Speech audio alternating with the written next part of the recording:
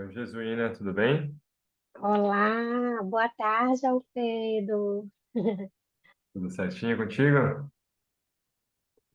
Tudo caminhando. Final de semestre está meio acabadinho, mas a vida segue. Nem me fala, eu defendo minha dissertação do mestrado na segunda-feira. Nossa, pois eu deve estar numa ansiedade, né?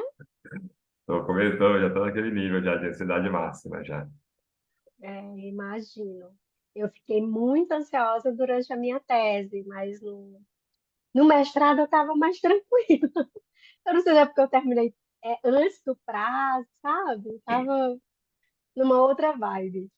Mas o É, doutorado foi pauleira, foi pauleira. né? Doutorado é outro ritmo também, né? Muito mais profundo também, né? O mestrado passa rapidinho assim, as expectativas são menores também. É uma vida, 4 anos, né? Vamos combinar que ultimamente nem relação amorosa dura 4 anos. É verdade. Né? Então, assim, o doutorado ele supera a meta de relacionamento amoroso, de quantidade de tempo de relacionamento amoroso. É, Alfredo, vamos, enquanto está só nós dois aqui, a professora Rosana, que é a outra líder do tema, né? Eu e ela somos líderes desse tema, bem-estar e mal-estar. uhum. Vamos combinar, como é que vocês estão fazendo? Porque você é da USP, não é isso? Isso mesmo. Sou aluno de mestrado da Isso. USP, sou líder de sessão. Eu acho que a ideia é você fazer uma abertura, né? Você ou a professora Rosana fazerem uma abertura de 4 minutinhos. Aí eu vou compartilhar na tela, a gente vai ver o vídeo que eles montaram, e depois que dura mais ou menos até 8 minutos. E depois a gente vai ter mais 8 minutos para debater, onde você vai poder fazer as considerações e os outros participantes também e o próprio debatedor e o próprio autor pode colocar os seus comentários. Então, beleza. Conversei agora com a professora Rosana antes de entrar, e tem um vídeo que foi passado. Você chegou a ver os vídeos? Não, você vai ver a surpresa agora. Eu vi, não vi, não cheguei a ver todos, eu vi os artigos, Bom, tem um vídeo que é aquele do artigo de inteligência emocional como preditora da felicidade. E certo? o autor termina as considerações finais dizendo que só Jesus de Nazaré proporciona uma verdadeira felicidade. Uhum, Lembrando que nós estamos num campo científico, né? uhum, E que ele está fazendo a apresentação de um artigo que trata de inteligência emocional e felicidade, e não de religião e felicidade. sim. E nós estamos num país laico, né?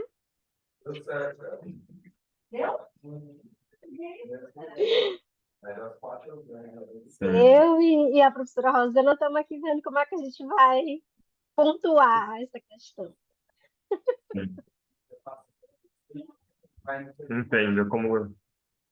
É, mas acho que tem que ser pontuado, né? Acho que não teria um problema pontuar isso, né?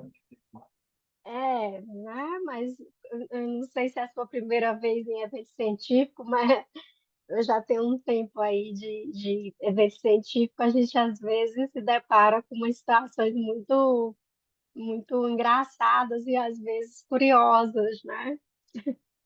Não, lendo os artigos, assim, né, tem vários pontos, né? Mas concordo com o seu ponto e acho que vale a ressalva. Eu também não sei se ele não poderia terminar antes também, né? Acho que mantém nos A gente tem que encontrar uma maneira, digamos assim, delicada, mas interessante, né? Da gente. Mas eu baixei aqui outras questões. Ainda bem que Uhum. esse é um tema que eu estudo, tem um projeto de pesquisa aí trabalhando nisso, então vamos ver, vai dar certo. Vai ter. Legal. Você é da Universidade Federal de Minas Gerais, né? Não, eu fiz meu doutorado lá, né? Ah, Mas eu tô como professora na Universidade Federal do Cariri, no Ceará. entendi, que legal. Isso, sou professora adjunta aqui. E aí a gente, via PPGA, eu tô via o CPAG, né? Que é onde eu fiz o meu doutoramento, Uhum. entendeu? Legal. Mas eu acho que já chegou gente, né? Wesley, boa tarde.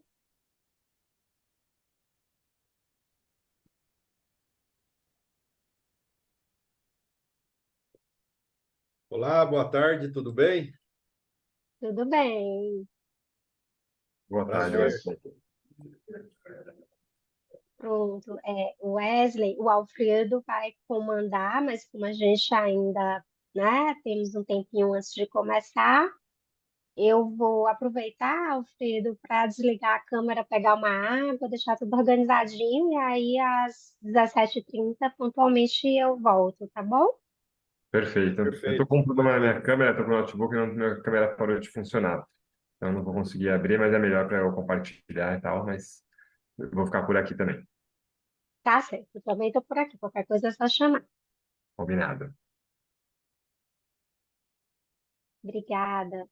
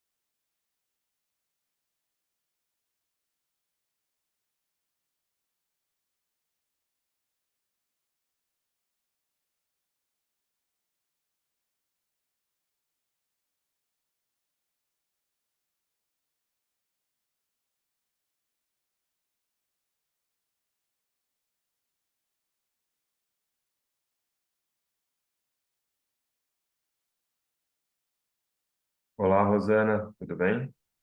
Bem-vinda.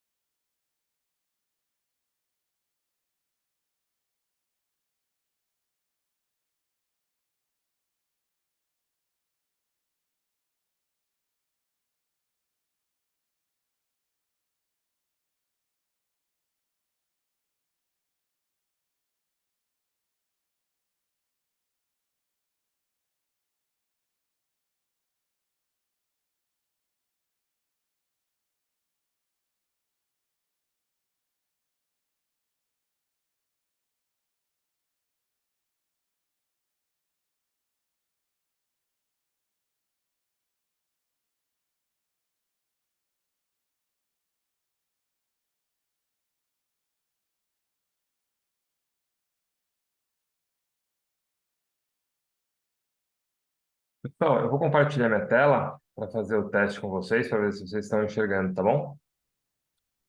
Tudo bem, Alfredo.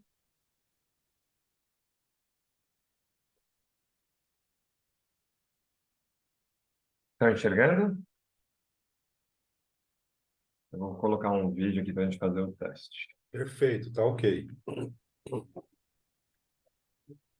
Olá, professora Rosana, Olá, querida. olá, Jesuína, olá a todos. Sejam todos bem-vindos, bem-vindas.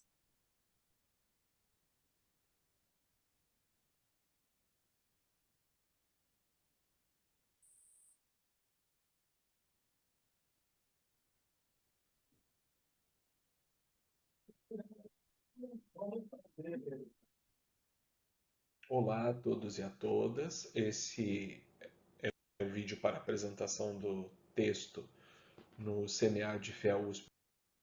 Vocês ouviram o áudio bem? Perfeito. Ótimo.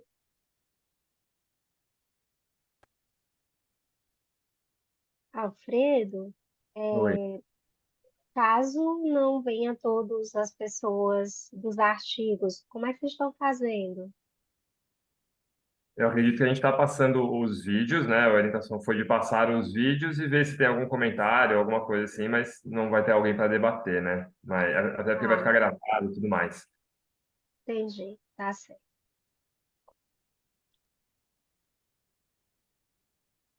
Pode começar? Deixa eu ver se tem. O primeiro artigo é do Fábio Aurélio de Mário, está aqui já.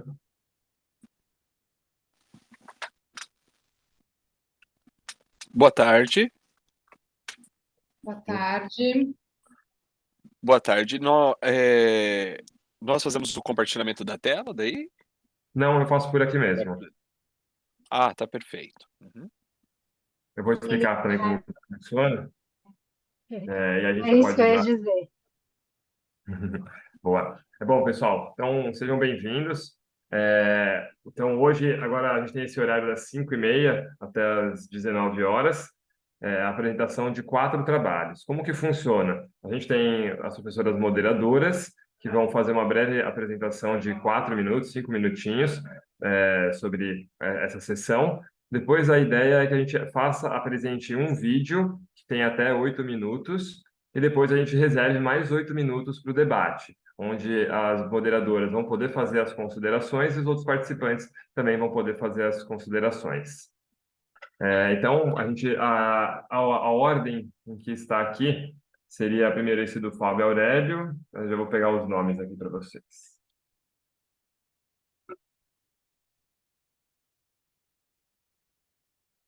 Então, o primeiro seria um olhar sobre a intimidade e interesse nas relações de trabalho, possibilidades na sociologia econômica. O segundo é o de morte e ressurreição profissional. O terceiro é a inteligência emocional como preditora da felicidade. E o quarto, teleworking in pandemic times. Então, primeiro eu passo a palavra para as moderadoras e a gente tem 5 minutinhos e depois a gente já coloca o primeiro vídeo. Bom, boa tarde a todos e todas. É um prazer estar aqui com vocês. Me apresentar rapidamente, meu nome é Rosana Córdova Guimarães, professora na Universidade Federal do Rio Grande do Sul, né, na área de administração geral, né, que seria estudos organizacionais.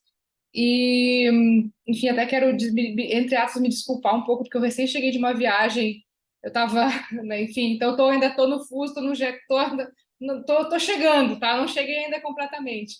Mas eu queria também parabenizar todos, queria também agradecer a minha parceira aí de CMA, de Jesuína, grande parceira, grande, né, segundo ano que estamos juntas, né, nessa tarefa. E comentar, assim, que eu acho que tem trabalhos muito interessantes, né, que vão versar dentro do nosso tema de bem-estar e mal-estar, né, no trabalho, e pegando elementos, assim, eu acho que a gente vai ver a apresentação, pegando esses temas que envolvem a felicidade, a questão do trabalho remoto, né, questão também da intimidade, né, das relações, misturando com as relações econômicas também. Não sei, Ina, Jesuína, se tu gostaria de acrescentar algo sobre, né, queria te deixar também no espaço. Obrigada, Rosana. Não, eu vou só me apresentar também rapidamente. Acho que você já deixou claro aí que nós estamos nessa empreitada de coordenar esse tema de bem-estar e mal-estar no trabalho, e é no trabalho mais do que as organizações, né, até. Bom, eu sou Jesuína Maria Pereira Ferreira. Eu sou professora na Universidade Federal do Cariri, estou aqui no Ceará, sei que tem um trabalho aí do Nordeste também, da Bahia, né? Eu li com muito gosto todos os trabalhos, parabenizar. E, Rosana, acho que tem um detalhe que a gente não pode deixar passar, que é que nesta sessão específica, nós temos um trabalho indicado a prêmio, que é o Telework in Pandemic Times. Né? Esse trabalho está aí na indicação. Ficaremos na torcida, né? Quem sabe? Com certeza. certo? Então é isso, gente. Alfredo, com você.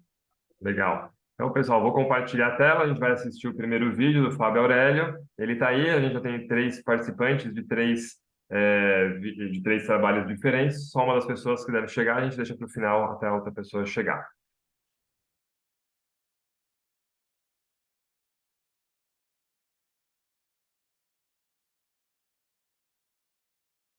De 2023, sobre a autoria de Fábio Aurélio Demário e de Maria Luísa Mendes Teixeira, ambos da Universidade Presbiteriana Mackenzie. O título deste trabalho foi Um olhar sobre intimidades, interesses das relações de trabalho e possibilidades na sociologia econômica. O trabalho foi submetido no campo da gestão de pessoas, na área bem-estar e mal-estar no trabalho, sobre valores, sentidos e vínculos no trabalho, ou do trabalho. Bom, nós começamos esse texto com uma possibilidade de reflexões no campo da sociologia econômica, e especificamente também nas relações de trabalho, uma vez que entendemos a riqueza do campo explicativo sobre o relational work, tido dentro da sociologia econômica como um elemento que demonstra fatores ou dimensões para além do campo do universo puramente economicista. Feito isso, nós iniciamos a nossa proposta como ensaio teórico, tratando sobre elementos relacionados a relações de trabalho e a visão clássica da sociologia econômica, trazendo autores como Granovetter, Svedberg e Viviana Zelizer como principais temáticas para os nossos aportes teóricos. Nas relações de trabalho, nós então comentamos que ela não é um processo contínuo, que elas são um processo contínuo de interação, que promove mudanças nos padrões interrelacionais de sujeitos das organizações e fora dela. Para nós, portanto, essas relações de trabalho são para além unicamente de um sentido economicista, mas também relacional, como principal elemento. A sociologia econômica ela também já pressupõe essas questões e ela afirma que as relações sociais são compostas por sujeitos com objetivos, também sociais, além da racionalidade econômica. Portanto, os dois elementos que nós estamos considerando para essas reflexões são as intimidades e os interesses. Nas intimidades, nós trouxemos algumas questões teóricas a respeito desse campo nos estudos organizacionais, bem como na própria área da sociologia econômica, como principal autora, a Viviana Zelizer. Nessa questão, as intimidades elas se desenvolvem ou elas se dão através das intencionalidades do sujeito, dos dois sujeitos ou os atores econômicos em dada relação, dada essa complexidade entre objetivos comuns entre esses atores, uma vez que o emissor ele tem uma informação confidencial no sentido íntimo, enquanto que o receptor seria aquele que teria a responsabilidade com essa informação uma vez repassada. Então, para nós, as intimidades dentro dos estudos organizacionais se resumem a esse fato. Enquanto que no campo da sociologia econômica, as intimidades elas estão até por uma veia de negociação. Então, nós já nos aportamos dentro do próprio aspecto da Viviana Zelizer, de vidas conectadas como pressuposto teórico para esse desenvolvimento. Seguindo, nós trabalhamos as questões dos interesses como elementos que também explicam em algum momento a questão de como esses atores negociam suas intimidades por meio de interesses que os têm nessas relações complexas de trabalho.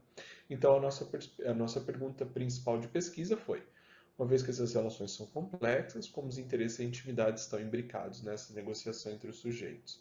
E o objetivo geral foi discutir como esses interesses orientam a negociação de intimidade entre esses sujeitos.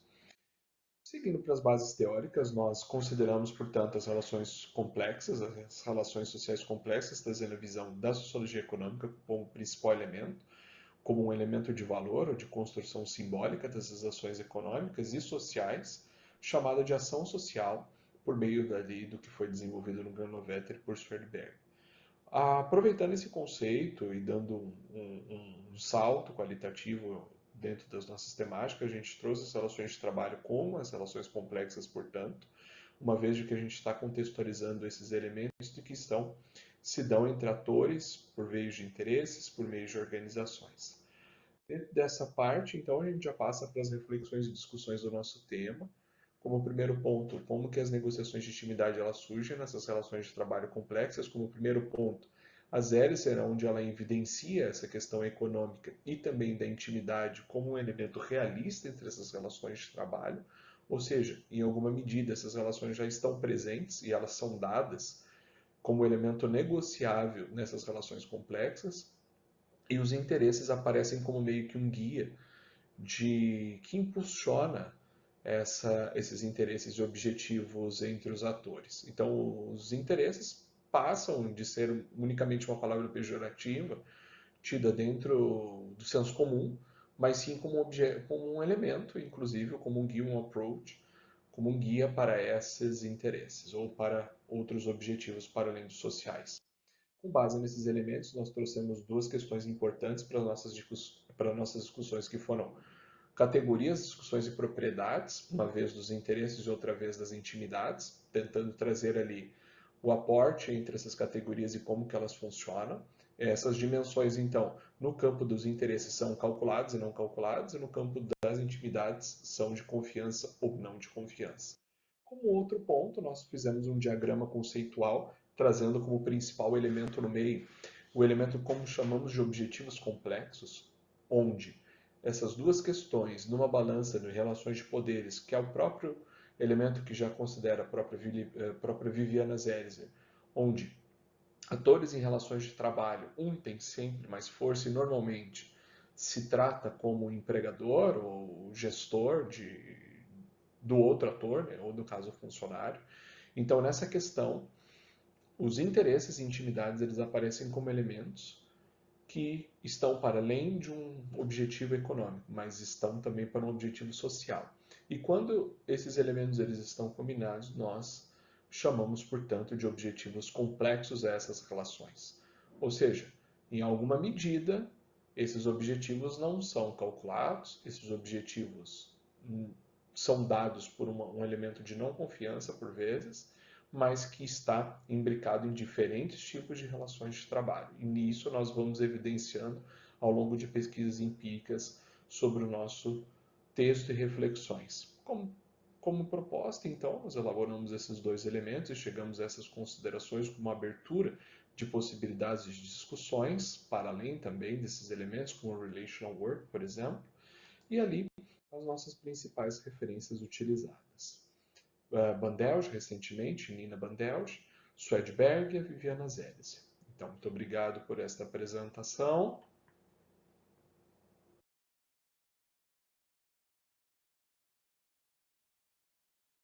Obrigado, Fábio, pela apresentação. Professoras, se quiserem fazer os comentários e depois abrir para os outros participantes também. Perfeito, obrigado. Então, Fábio, obrigada, né? Assisti a tua apresentação, né? Também li teu trabalho.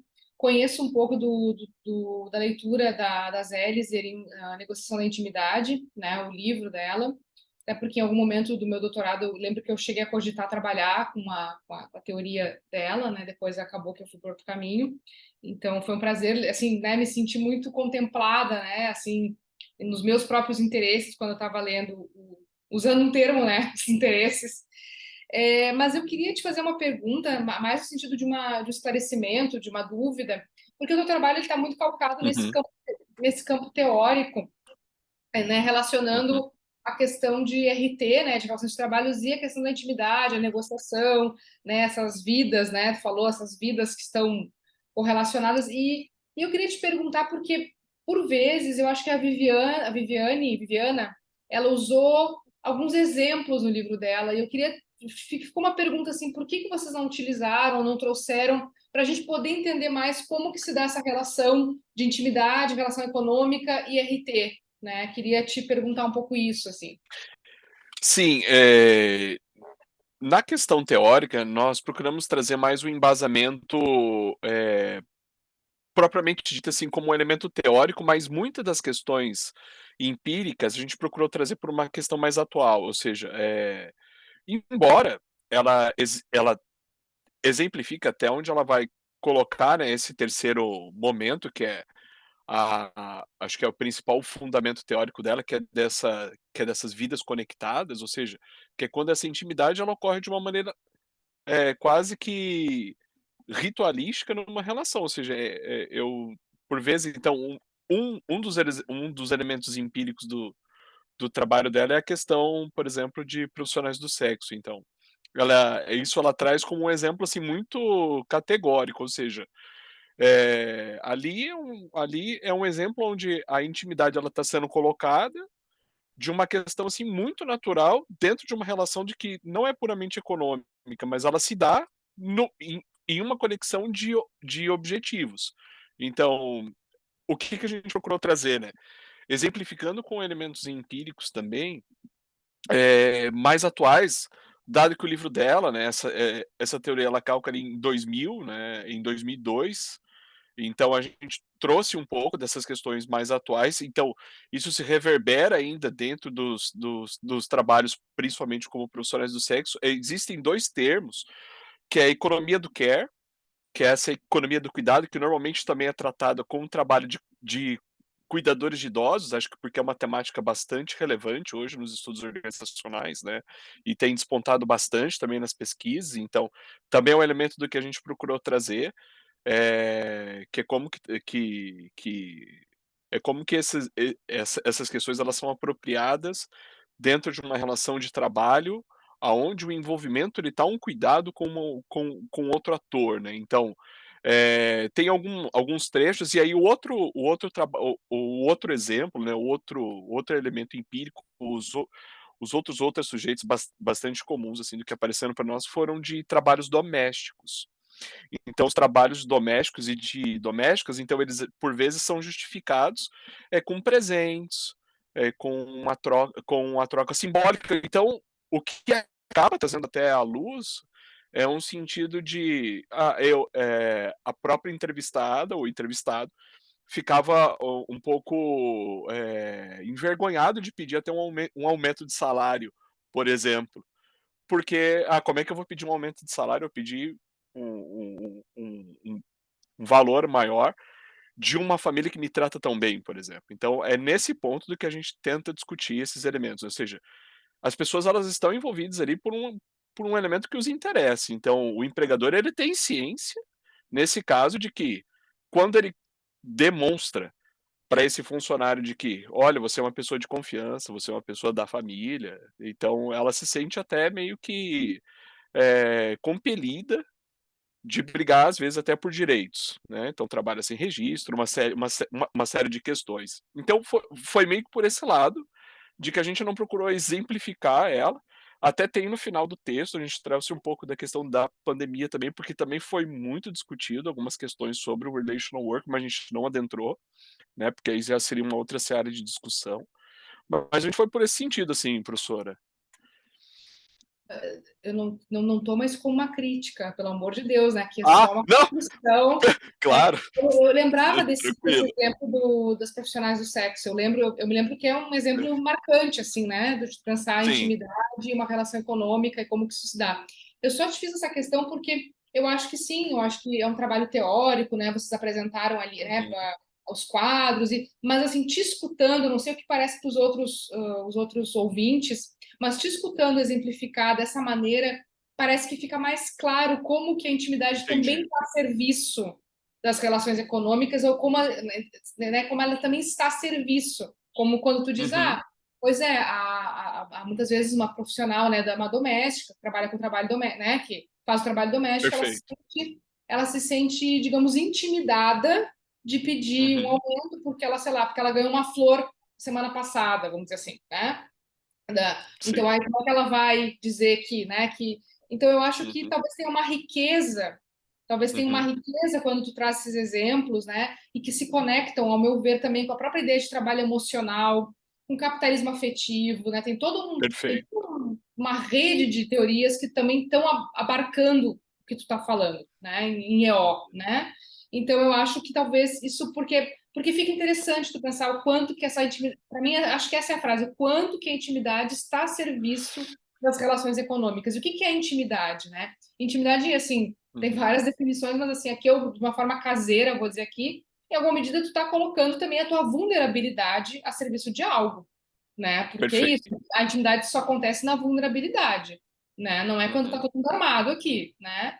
É quando algo escapa, né? E aí faz o vínculo, né? E então eu acho que tem tudo isso que tu fica de sugestão, né? Não sei, Ina, se tu gostaria de acrescentar algo ou os demais, né, participantes, mas a minha fala era nesse sentido. Mas queria te agradecer pelo trabalho e eu sou fã das Hélices, assim, quero até ler mais agora, tá bom? Obrigado, professora, imagina. Eu que agradeço.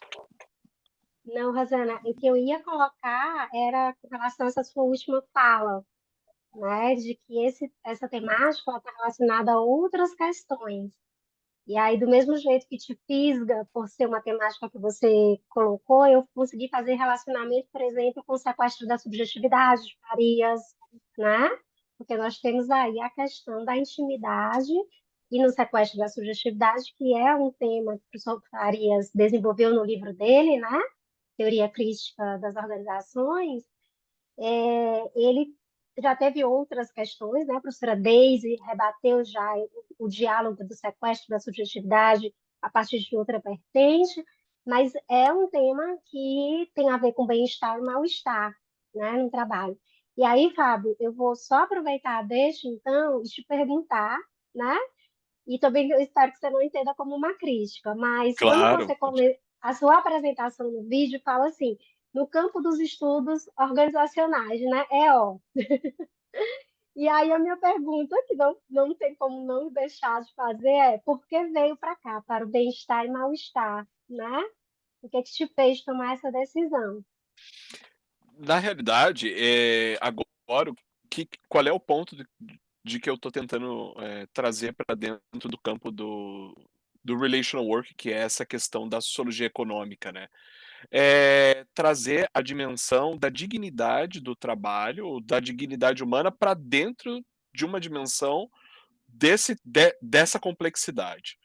Porque eu imagino o seguinte, né? Então, esse era um primeiro trabalho, né? Ele é um fruto de umas primeiras reflexões da tese, assim. E qual é a ideia agora, né? É de inserir a questão da dignidade humana do trabalhador como dentro desse ponto, dessa relação complexa. Então, por vezes você tem assim uma violação da dignidade em meio a uma questão de confiança de que esse trabalhador ele sente. Então, eu trabalho sem registro, né, ele eu tenho um churrasco no final de semana, ele é um empregador do que me dá né, bons frutos, então eu me sinto bem, que é propriamente vem do sequestro mesmo, né, então de práticas de recursos humanos, por exemplo, né, que tratam dessa maneira, mas de uma maneira assim de que esses trabalhadores que têm acesso, por exemplo, a chefias e proprietários de empresa, mas acho que esse é o ponto onde eu trago, né, que acho que esse é um ponto rico da, da sociologia econômica, né? Esse trabalhador ele também tem um interesse nessa relação, porque em algum momento você também tem por exemplo, uma dignidade de status. Então, esse é o próximo ponto que eu estou discutindo, né? Ou seja, eu vou na casa desse superior, ou desse chefe, ou desse proprietário, e eu posto uma foto. Por exemplo, então, eu estou numa relação íntima e eu tenho interesse naquela relação porque isso me dá uma certa abertura. Então, é bem-estar e mal-estar, né? Ou seja, a pessoa ela tá se relacionando porque ela também sabe que aquela relação para ela, ou seja, ela não é um sujeito amorfo, de que ela está simplesmente à mercê. Não, ele tem ciência de que aquilo para ele também tem uma certa um propósito de valor. Mas só que é por isso que eu trago a questão desses interesses que para mim também são bastante caros, né? Ou seja, é no momento onde eu trago o trabalhador como um sujeito de que ele não está simplesmente dentro de uma estrutura e essa estrutura é dominante, não, mas ele também, em algum momento, ele tem ciência daquele ponto do que ele está fazendo, sabe? Então foi por isso que eu trouxe a ideia da balança inicialmente, né? A gente eu não tô não reconhecendo a noção de forças, né? De uma relação de poder, mas ele de alguma maneira ele está nessa relação também. Certo, muito obrigada, Fábio, pela tua participação. Acho que passamos ao próximo, né? Respeitando o tempo, né? Isso. Eu acho que a Maria e a Isabel também já entrou. Só fazendo o teste. Está ouvindo a gente bem, Maria?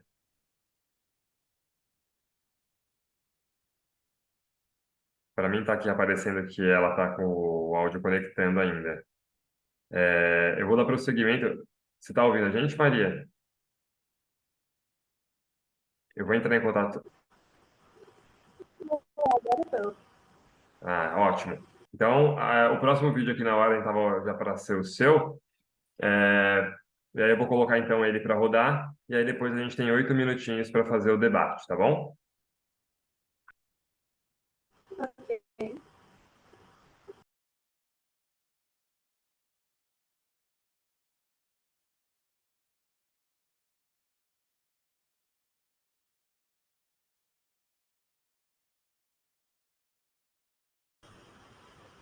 Olá, cumprimentando a todos os conferencistas, eu venho apresentar o trabalho Morte e Ressurreição Profissional, sequelas do desligamento nas tentativas de recolocação profissional do demitido, desenvolvido por mim, Maria Isabel Ferreira Afonso, juntamente com o professor Cledinaldo Aparecido Dias e a colega Ellen Thalita Fernandes Aguiar. Bom, o desligamento de pessoal é tido como um dos aspectos mais taciturnos da gestão de pessoas, e essa concepção motiva seu negligenciamento, que é bastante conveniente para as organizações. Caldas destaca que o desligamento de pessoal é uma atividade que, independente da maneira pela qual é realizado, tende a gerar impactos negativos sobre o demitido, mas observa-se que as empresas, apesar de responsáveis pela atividade causadora desses males, não consideram ser de sua responsabilidade o estado ao qual o demitido é submetido, o que demonstra como a atividade carece de maiores reflexões. Nesse sentido, a pesquisa então levanta o seguinte problema: quais os impactos que o processo de desligamento de pessoas gera nas tentativas de recolocação profissional do trabalhador? E sendo assim, o objetivo da pesquisa é analisar as sequelas geradas pelo acontecimento demissional e investigar de que forma elas impactaram nas tentativas de recolocação profissional do trabalhador. Para auxiliar no alcance desse objetivo, a pesquisa se assenta sobre um referencial teórico dividido em 3 seções. Inicialmente, abordamos a gestão de pessoas em uma concepção conceitual do tema, as políticas e práticas, os objetivos e os desafios na conciliação dos interesses de pessoas e organizações. Depois, abordamos o desligamento de pessoal e os aspectos que o envolvem, a normalização do desligamento frente ao sofrimento do indivíduo e a crescente banalização da prática demissional, e por último foram levantados os aspectos relacionados à recolocação profissional, como os desafios sociais crescentes, a negligência no enfoque qualitativo da temática e a caracterização da vivência solitária do demitido nesse processo. Quanto aos procedimentos metodológicos, é um estudo qualitativo que, quanto aos objetivos, é descritivo e exploratório. A técnica de coleta utilizada foi a realização de entrevistas individuais e o instrumento utilizado para essa coleta foi o roteiro semi-estruturado aliado ao termo de consentimento livre e esclarecido. A seleção dos participantes se deu através da técnica bola de neve como indicação inicial e, dessa forma, foi possível obter um total de 13 entrevistas com indivíduos que passaram pelo processo de desligamento involuntário entre os anos de 2021 e 2022 na cidade de Montes Claros. De posse das entrevistas, foi feita a transcrição com base na Convenção de Magalhães e, com as entrevistas transcritas, foi sistematizado um corpus de análise com base no esquema metodológico de Dias, Siqueira e Vieira. A análise desse corpus obtido foi realizada a partir da abordagem teórico-metodológica da análise de discurso crítica de Fairclough, que permitiu a realização de investigações profundas das estruturas presentes nos discursos individuais dos participantes. Essa investigação foi realizada através das categorias avaliação, representação de atores sociais, escolha lexical e modalidade. Quanto aos resultados da pesquisa, o primeiro eixo focou nos impactos psicológicos da demissão e foi possível observar uma tendência do demitido em assumir a responsabilidade pelos efeitos negativos do processo sobre sua vida e dos envolvidos. atitude que acaba por retirar a responsabilidade que compete à empresa nesse processo. Também foi notável a necessidade de utilizar termos que remetessem à dignidade e integridade, o que destaca a percepção do demitido sobre a imagem negativa que o desligamento confere e como isso afeta sua consideração social.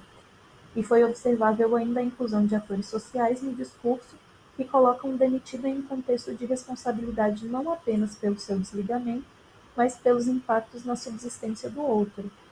E isso, por conseguinte, impõe ao indivíduo uma culpabilidade que reforça seu sofrimento psicológico, ao inferir que o sofrimento de atores sociais como pais e filhos também é de responsabilidade do demitido. O segundo eixo tratou a visão do demitido acerca dos efeitos gerados em suas tentativas de recolocação, e nesse eixo foi notável, através da categoria atores sociais, que entes como sociedade, empresas e recrutadores assumem papel negativo na perspectiva do trabalhador, atuando como juízes de sua condição. E isso reforça uma tendência no discurso do indivíduo demitido de tentar reiterar continuamente seu valor na busca de combater esse juízo de valor negativo imposto pelos agentes sociais. Nota-se uma tendência de substituir termos como demissão e desligamento por locuções como eu saí e não estar mais, que trazem ao demitido uma sensação de autonomia sobre o acontecimento. E, por fim, nesse eixo, o discurso aponta que, para o trabalhador, empresas contratantes e sociedade não estão dispostos a entender a demissão, e, por ser mais fácil e conveniente, assumem o entendimento banal de que a culpa é sempre do demitido, o que dificulta o processo de recolocação. Já no último eixo, traz a visão do demitido sobre possíveis mecanismos de minimização dessas dificuldades. E nesse eixo nota-se um discurso pautado na representação das empresas como um meio ou uma porta que poderia possibilitar a reconexão do trabalhador com o mercado de trabalho, agindo como intermediador. É pontuada ainda essa imposição de características que são atribuídas deliberadamente ou não ao demitido e como elas prejudicam as tentativas ao colocarem o trabalhador em uma percepção de incapacidade para o trabalho. E o discurso é pontuado ainda pela repetitiva escolha lexical do vocábulo talvez, que demonstra que mesmo o demitido não deposita sua confiança na efetividade da intervenção do emissor, uma vez que compreende que as possibilidades de recolocação para o trabalhador, para serem facilitadas, dependem de uma mudança social no olhar julgador da sociedade que coloca o demitido como raiz causadora da demissão. Concluindo, nós observamos que o processo demissional e pós existe uma tendência de absolver a empresa enquanto ao mesmo tempo culpabiliza o trabalhador pela demissão. E notou-se que os efeitos da demissão comprometem a visão do indivíduo sobre si mesmo, sobre a vida, sobre os outros e suas relações com o trabalho, empresas e sociedade. A fala dos entrevistados ratifica a importância do envolvimento da empresa demissora nesse período, visto que é causadora das angústias geradas por esse processo, e mais ainda demonstra que, entre os processos e políticas de gestão de pessoas, existe uma profunda lacuna por compreender desde a entrada do trabalhador na empresa, mas abnegar a existência do processo demissional como prática de recursos humanos. E retoma-se então a importância de desenvolver entre as políticas e práticas de gestão de pessoas ações que contemplem também essa fase da vivência do trabalhador na empresa. E essas são as referências utilizadas na apresentação.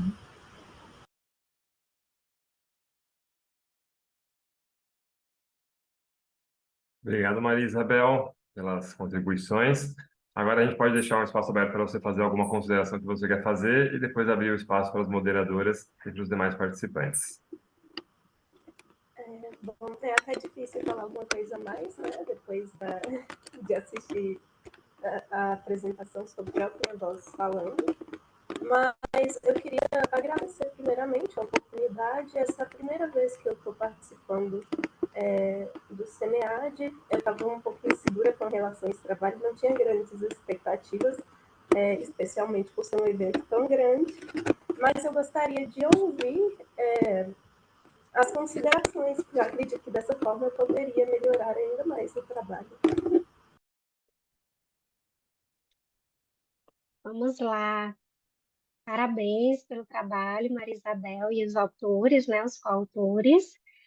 Bom, é porque você chegou depois, a gente já tinha feito as apresentações, né? Então, eu e a professora Rosana, eu, Josué, e a professora Rosana, somos as moderadoras dessa sessão e também as líderes do tema, né? Bem-estar e mal-estar, no qual você submeteu. Eu gostei muito do seu trabalho, achei que ele tem uma abordagem bem interessante dentro dos paradigmas de pesquisa que você escolheu, né? E ah, o que eu percebi especificamente, Isabel, e aí eu queria te escutar sobre isso, é que os seus resultados de pesquisa foram bastante robustos, né?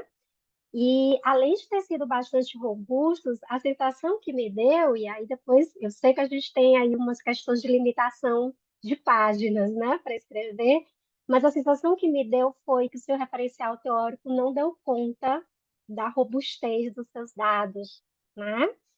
E aí queria te ouvir sobre isso. Também, se você me permitir, depois eu tenho umas dicas para te dar, caso você pense numa publicação permanente, né? Publicar no periódico. Selecionei uns textos aqui que vão te ajudar bastante a talvez fazer uma melhora nessa parte da fundamentação teórica, porque os dados foram muito interessantes. A escolha metodológica da análise de discurso crítico, eu acho que foi extremamente acertada para o tipo de trabalho, né, e tema que você escolheu para fazer. Acho que não caberia outra, inclusive, né, dentre as diversas possibilidades que nós temos de fazer metodologia, mas acho que foi extremamente acertada. Então, eu queria te ouvir sobre isso, sobre essa parte da fundamentação, especificamente, porque a minha sensação, né, e aí eu espero que você tome isso como uma possibilidade de melhoria do seu trabalho, não como uma crítica, né? A minha sensação é que os seus dados são muito robustos e dá para fazer ainda muita coisa legal com eles. Muito obrigada pelas considerações. Na verdade, eu estava até respondendo aqui no chat, essa pesquisa, ela surgiu a partir da minha monografia. E foi uma monografia que ficou bastante extensa, de fato, em torno de 200 páginas. E foi muito difícil para mim conseguir selecionar os trechos que eu poderia adequar nesse artigo. Eu acho que realmente ficou muita coisa faltando. Outros participantes da pesquisa, outros entrevistados, trouxeram colocações muito interessantes também, que eu gostaria de poder incluir, mas como é isso como você falou, né? Tem um limite que, infelizmente, a gente não pode se estender muito. Mas muito obrigada pelas considerações. Eu vou pensar muito a respeito e eu tenho interesse, sim, em publicações futuras, porque tem muito ainda sobre esse trabalho que eu não consegui utilizar e eu planejo utilizar. Bom, Rosana, Sim, eu só ia gostaria, então, Maria Isabel, obrigada, né, pela tua apresentação. Jesuína, muito pertinente suas colocações. Estava até aqui procurando o PDF do trabalho para relembrar alguns pontos, por quê? Porque eu já, assim, tá, em 2009, no Enampad de 2009, tá, então, assim, já denunciando idade, a velhice, eu não fiz, né, começa, não começa. não vou começar. Mas eu fiz do meu mestrado tive aprovado um artigo no Enampad de uma disciplina em que eu trabalhei com Fairclough, tá? E aí eu fiz junto com uma colega minha na época, a gente coletou uns dados e a gente fez a princípio, né, a questão de Fairclough que ele tem, e aí a Maria Isabel, que eu não lembro, eu não estava até procurando se eu achava o PDF, mas eu não sei onde é que tá? Então assim, não sei. Mas o que eu me lembro é que uma das regras do Fairclough, diferente de usar, por exemplo, a análise do discurso Foucaultiana ou de outros, né? O Fairclough ele tinha uma coisa assim, digamos, de uma categorização muito, eu não quero dizer rígida, mas assim muito sistematizada, tipo quase te dando um passo a passo. E eu não vi esse passo a passo no teu trabalho, que era bem assim, intertextualidade, pá, quase que montando um quadro com as falas. E aí, claro, o que é texto? Pode ser texto de entrevista, de revista, de qualquer coisa. O que é texto? Aí também vamos para um outro caminho. Mas, assim, o que eu me lembro que o Verclaux, digamos, orientava, né, era uma coisa mais sistematizada, mais quadradinha do que, sei lá, análise do discurso Foucaultiano e tal. Então, eu acho que talvez seria importante, se tu tem interesse em se debruçar nesses dados, de buscar essa sistematização, porque tu sabe que a pesquisa quali, ela é muito séria, mas ela precisa desse rigor quando tu diz que está usando, né? Tu tem que seguir o que o autor está dizendo, né? Então, não sei, tá? E, de novo, faz tempo que eu fiz essa análise crítica, mas não sei, queria te ouvir, assim, se tu concorda, não concorda. E também, outro ponto, né? Se tu usa o Verclaux é bem crítico, né? Também tem que dar uma revisada para ver quais autores tu está citando no referencial, porque ele tem que conversar com o referencial teórico, né? Então, não adianta botar um chiavenato ali, não tô brincando, né? E depois dizer Verclaux, entendeu? Não dá, não dá samba, daí não vai, tá? Mas eram essas minhas considerações.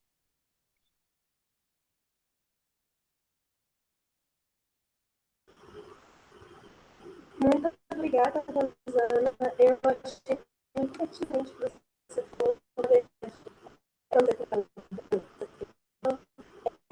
alguns dos O teu áudio tá ruim, né, Isabel, teu áudio tá ruim. de discurso. Tá cortando o tempo todo, a gente não consegue te entender. Talvez se você desligar a câmera e só deixar o áudio, a gente consiga te ouvir melhor.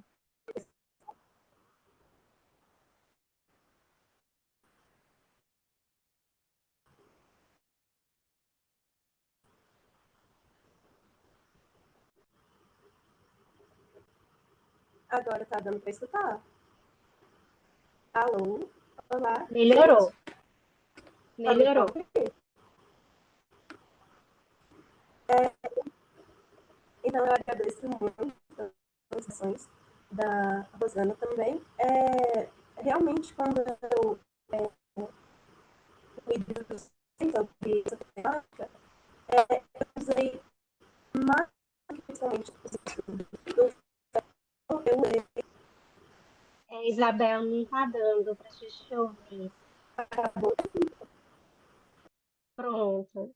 Eu vou só aproveitar, até porque o Alfredo já sinalizou aqui que os 8 minutos fecharam.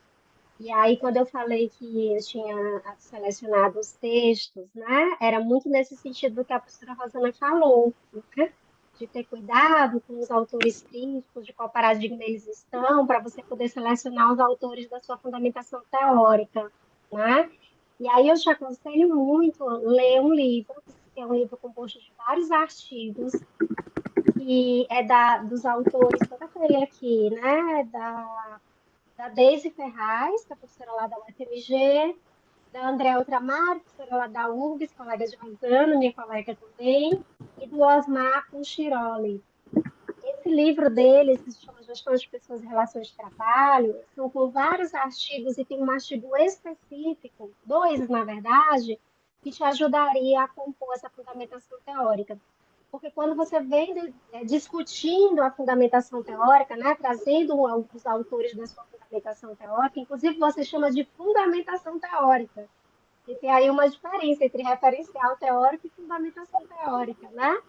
Quando você fala disso, vale realmente a pena você rever essa questão que a professora Rosana colocou, porque tem autores ali que não casam com o paradigma que você está usando na sua metodologia. E aí a gente precisa fazer esses ajustes, até se você pensa, né, em fazer uma publicação no periódico, uma publicação permanente, isso vai ser uma questão que eles vão colocar, né, para você. Não sei se deu para você anotar, mas depois eu vou colocar aqui no chat, enquanto o Alfredo, né, Alfredo, que como a gente estourou já o tempo, Isso, perfeito. Rosana, perfeita, era isso mesmo. Se a gente tivesse combinado, É né, isso aí. Rosana? Não dava tão certo. Não dava, né? Obrigada. Aí, pessoal, e lembrando também que depois de todas as apresentações, a gente tem 20 minutinhos para fazer o debate final, que aí é fazendo algumas considerações específicas e também as conexões entre os artigos. Então, a gente pode ter mais tempo para aprofundar e tirar outras dúvidas. O próximo trabalho é do Wesley Freitas, eu vou compartilhar, é sobre a inteligência emocional como preditora da felicidade.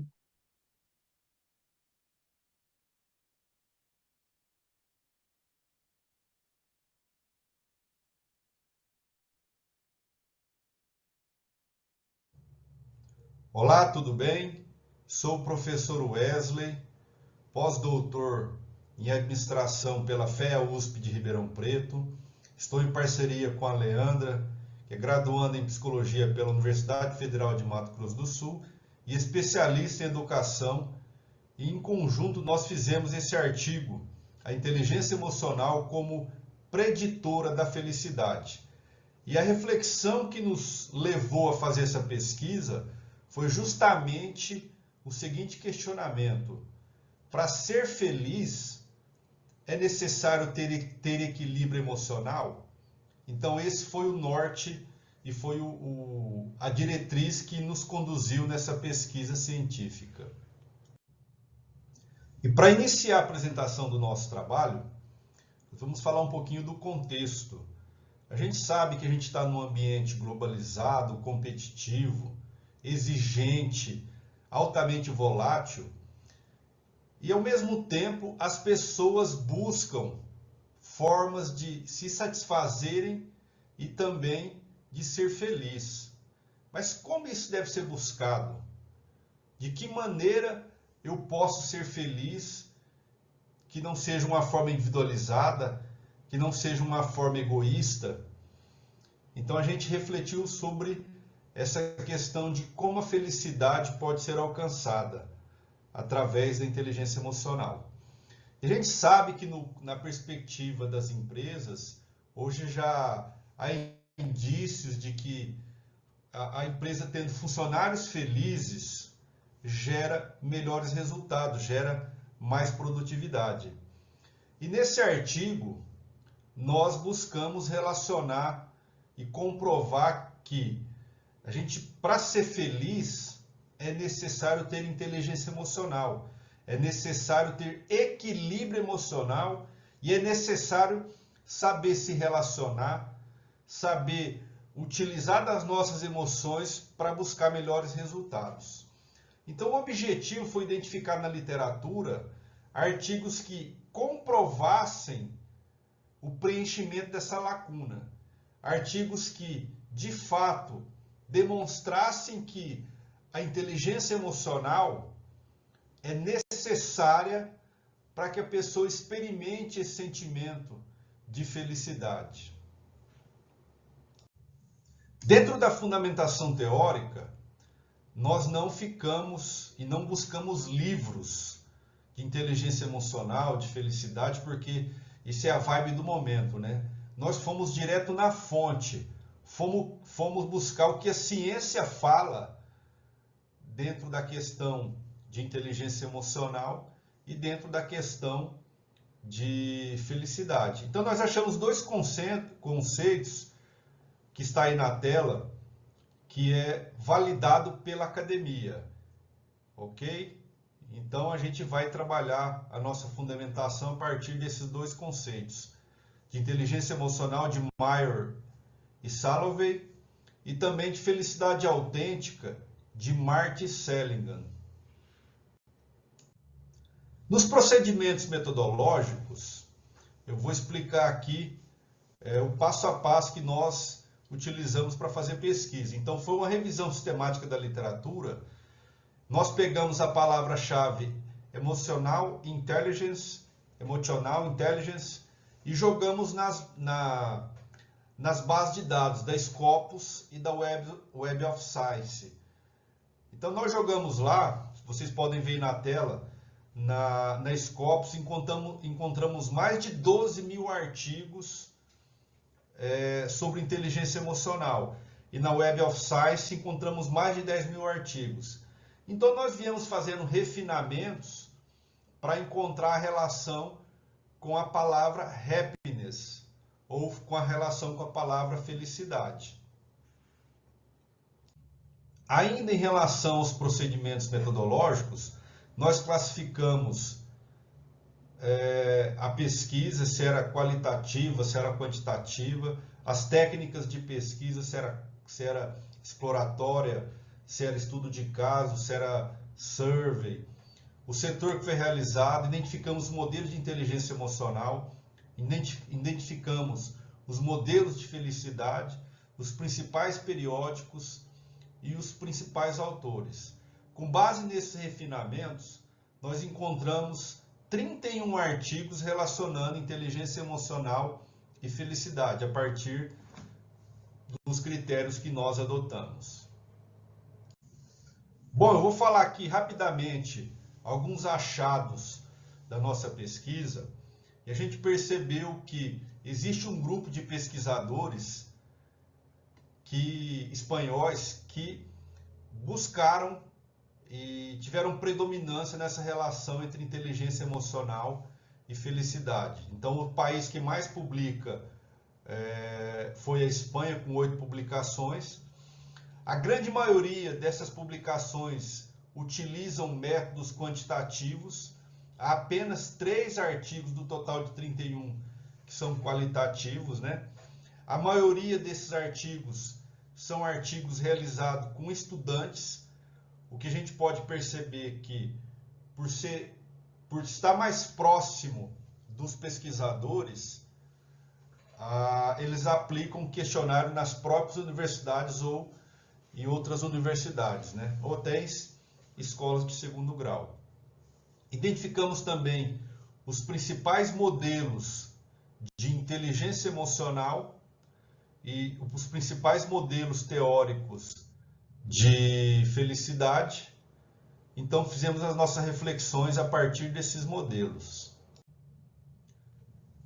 Então, para a gente fechar a nossa apresentação, a gente pode afirmar que sim, a inteligência emocional ela é preditora da felicidade.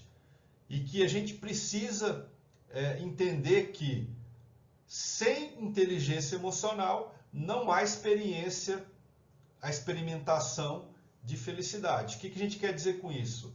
A pessoa precisa estar no equilíbrio das suas emoções, ela precisa experimentar emoções positivas, ela precisa ter relacionamentos saudáveis, ela precisa entender que, a partir dos seus pensamentos, ela vai ter experiências com as suas emoções. Então, tudo isso vai gerar e ter reflexo naquilo que pode se dizer do que é felicidade. E para a gente concluir aqui, a gente apresenta algumas agendas de pesquisa. E o nosso tempo está acabando, são quase 8 minutos, mas o que a gente pode concluir é que a ciência, qualquer área científica, não vai ter de forma completa aquilo que se chama felicidade. É somente com a palavra de Deus, somente com Jesus, que você vai experimentar a felicidade completa.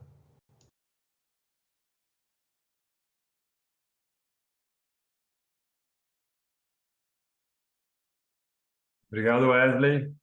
Quer tecer alguma consideração? A partir de agora, a gente tem mais 8 minutinhos. Olá, boa tarde a todos.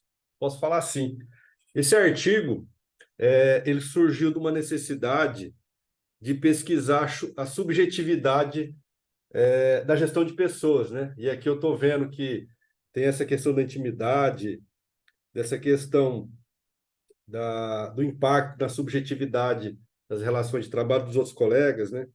Essa necessidade da humanização nas demissões. Então, são temas que, para mim, hoje é atraente, porque, assim, faz 10 anos que eu pesquiso gestão de pessoas, sempre pesquisei processos, vamos dizer assim, o objetivo, né? Então, eu percebi que a área de gestão de pessoas, quando se fala nessa questão de humanização, precisa cada vez mais se aprofundar nessas questões subjetivas que envolvem os seres humanos, né?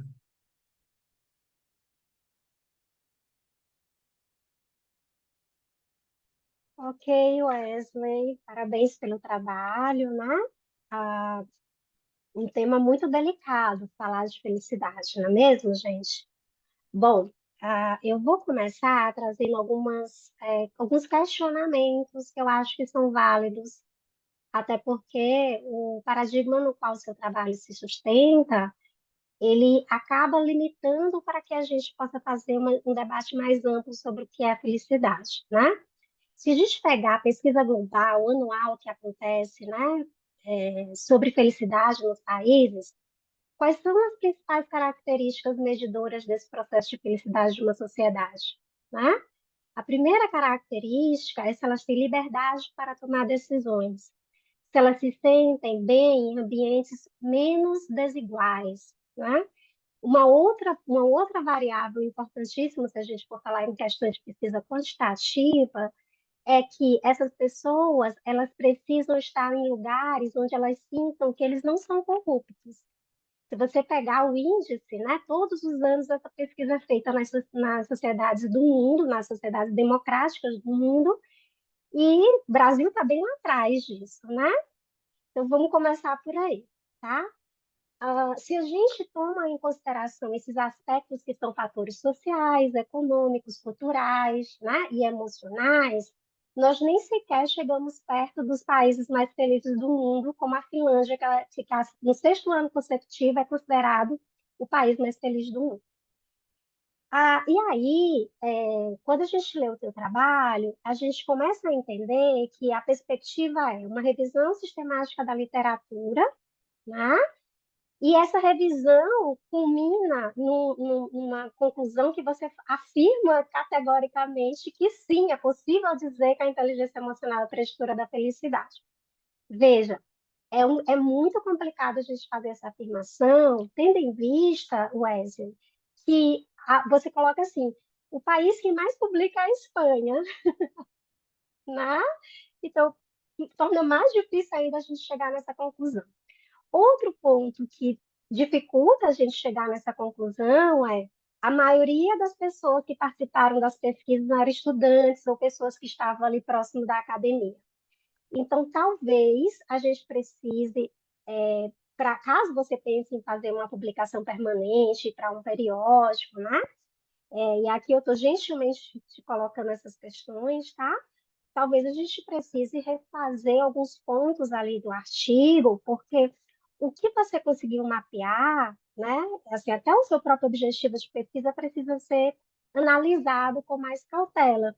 O que o seu trabalho trouxe, e que para mim esse é o seu objetivo da pesquisa real, é como é que se encontra a literatura de preditores da felicidade, e aí, em especial, a inteligência emocional. Então, a gente precisaria reformular o seu objetivo de pesquisa, porque o que você traz como resultados de pesquisa não é que a inteligência emocional é preditora da felicidade, né? Infelizmente, assim, não foi isso que apareceu lá nos seus resultados de pesquisa. E veja, a maioria, por exemplo, vamos tomar também como base essas variáveis desse estudo que é feito anualmente com os principais países do mundo, né? As variáveis sociais, econômicas, culturais, emocionais e as variáveis espirituais. Então, a gente precisa lembrar que, por exemplo, a Finlândia, tomando de novo esse país como exemplo, porque foi ela, né, o sexto ano consecutivo, ele está como o país mais feliz do mundo, considerando essas variáveis, e aí dentre delas tem subvariáveis, né? Eu trabalho muito com pesquisa quantitativa, modelagem de equações estruturais, essas coisas todas. Então, assim, as subvariáveis que são utilizadas nas pesquisas sobre felicidade, elas vão trazer para a gente outras questões, inclusive a questão da liberdade religiosa. Se nós estamos num país laico e a gente tem aí os agnósticos, ateus, né? Nós temos uma série de pessoas com diferentes tipos de culturas religiosas e que precisam ser respeitadas, até para que a gente possa, de fato, dizer assim, o que é felicidade para mim? Porque se a gente for fazer uma ponte do seu trabalho com o trabalho que foi apresentado de intimidade, né? De novo, esse trabalho está dando o que falar, né? Sobre o trabalho de intimidade, veja, é muito íntimo o que eu considero felicidade. E no Brasil é mais difícil, isso é o que os estudos apontam de felicidade, que é mais difícil ser feliz no nosso país, porque nós temos uma série de questões de desigualdade econômica, social, financeira, né? Financeira e econômica são parecidas, mas não são iguais. as questões das nossas diferenças de cores, de raça, que a gente basicamente não respeita, né? Eu estive recentemente no Rio Grande do Sul. É impressionante como as pessoas me olham como se eu fosse um ET, porque eu sou nordestina, tá? Né? Então, Te peço veja, eu não estava aqui, pessoal, estava viajando, por isso até que a Jesuína não pude recebê-la na minha casa. É uma vergonha isso, né? Mas enfim, não tenho nem o que dizer, cara a cara no chão. Mas enfim. mas assim, eu não fui maltratada, tá, Rosana? A professora Rosana, só para você só ficar claro. Mas é só para vocês entenderem o que que é a gente ser considerado igual no nosso próprio país. E isso perpassa nossas questões de felicidade. Então, Wesley, assim, com todo o meu coração aberto aqui para você, cientificamente falando, acho que a gente precisa fazer alguns ajustes. Se você pensa em fazer uma publicação permanente, num periódico, numa revista, atualizar, porque tem algumas questões que foram dadas na sua metodologia, mas que elas não cobriram o seu objetivo de pesquisa. Rosana, não sei se você quer colocar mais alguma coisa. Não, a Jesuína foi assim precisa na tua colocação. Eu só ia reforçar isso, né?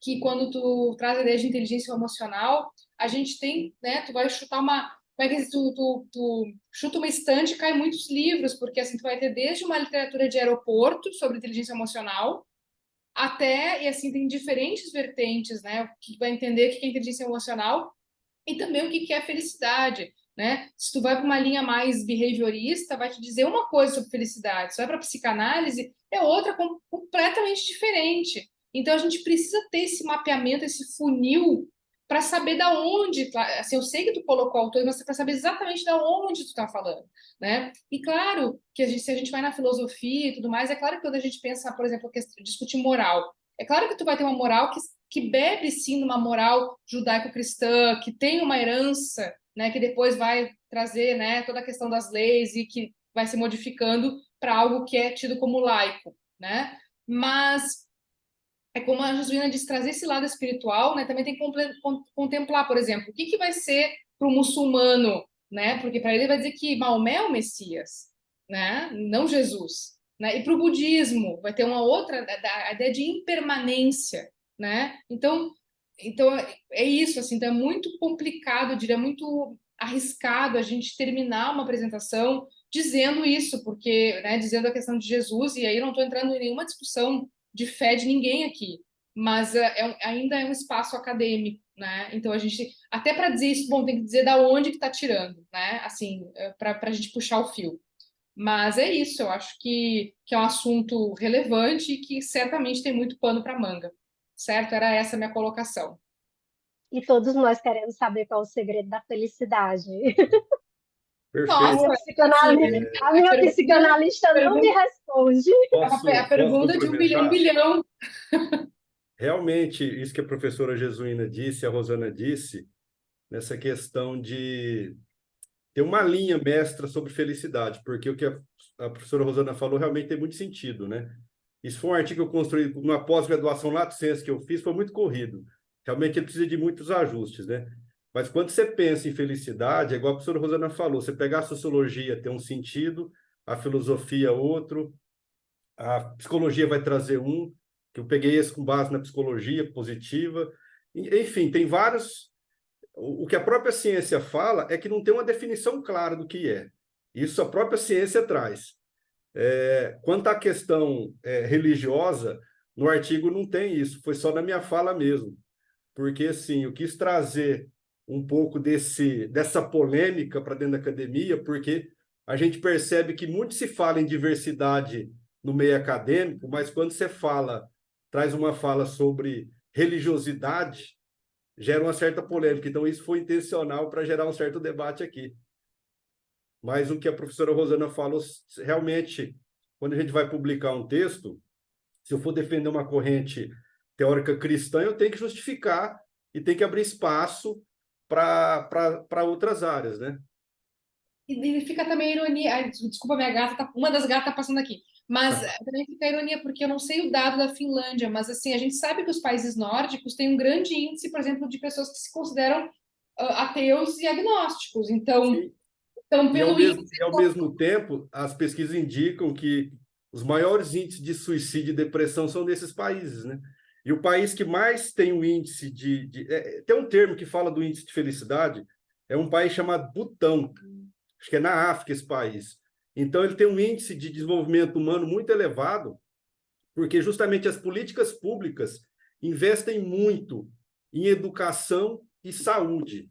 E as pessoas experimentam bem-estar nesse país. Então, lá o índice de felicidade, esse que a professora Juliana trouxe... Só para corrigir, o Butão fica na Ásia, tá? Fica no Nepal. Perdão. Tá? Lá é muito elevado. Mas eu agradeço as contribuições e muito rica essa discussão. Obrigado. Obrigada, viu, Wesley? Bom, pessoal, então vou compartilhar a tela para a gente ir para o próximo artigo, que é o Teleworking in Pandemic Times, do Péricles Nóbrega.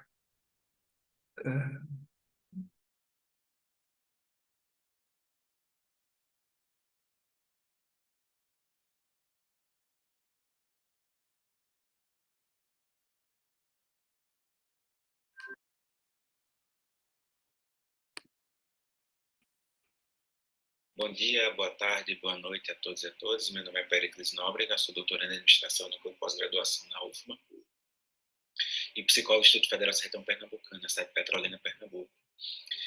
Minha orientadora é a professora Diva Rove, que é a coautora do presente trabalho, que trata justamente do teletrabalho em tempos de pandemia, uma análise crítica dos impactos na saúde mental dos servidores públicos. E é interessante que a gente comece a introduzir a temática a partir do contexto histórico dos terceiros de fenômeno, que é o de pandemia de Covid-19. O teletrabalho foi amplamente adotado na administração pública federal e cujos benefícios geralmente estão relacionados a uma percepção de maior autonomia, maior engajamento no trabalho, menor exposição a riscos. Por sua vez, também a gente consegue enxergar pontos negativos, que é um sentimento de invasão de privacidade, especialmente no que se refere à interseção saúde-família, ou trabalho-família. Perda de vínculos organizacionais, problemas psicológicos e danos no que se refere à qualidade de vida e saúde dos servidores. Nesse sentido, é necessário discutir os impactos na saúde mental nesse cenário de adoção compulsória de teletrabalho. E a questão que fica aqui é: os servidores foram impactados na sua saúde pela adoção compulsória de teletrabalho?